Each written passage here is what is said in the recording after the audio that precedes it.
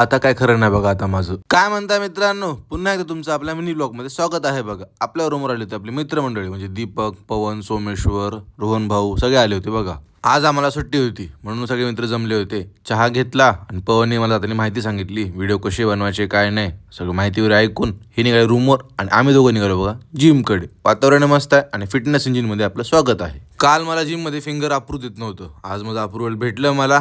चला म्हणलं जय बजरंगबली म्हणून आपण आपल्या वॉर्मअपला सुरुवात केली. आज आपल्याला बघा, आज माझं काहीच खरं नाही, कारण आज मला लेग आणि शोल्डरचा वर्कआउट करायचं. आपले पाय आणि खांदे मजबूत असतील तर आपण कोणतीही लढाई करू शकतो. अक्षय निर्मीने सुरुवात केली बघा स्क्वॉट्स पासून बघा. चला हळूहळू आपलं वेट इन्क्रीज केलं आणि चांगली प्रोग्रेस आपल्या स्वतःमध्ये दाखवली.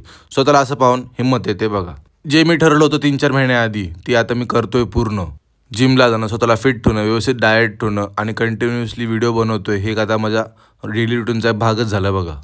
लेग वर्कआउट तर आपलं पूर्ण झालं, पण तितकंच आपले कुलदीप भाऊ आले होते, पण त्याला काय अप्रुव्हल भेटलं नाही बिचारा. निहाल भाऊने आपली एंट्री केली, त्याला भेटलं. बिचारा भाऊ आपला बाहेर अडकला होता थोडा वेळ.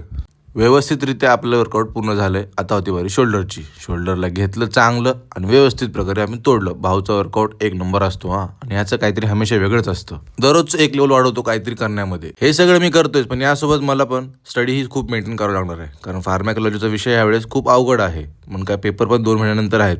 आपल्याला अभ्यासही खूप करावा लागेल बघा. चिकूने ऑलरेडी जेवण बनवलं होतं, म्हटलं चला आता जेवण करूया, फ्रेश तर झालो आपण. आपल्याला अभ्यासही करायचा आहे, अभ्यास वगैरे करूया, पुस्तकही थोडे वाचूया आपण.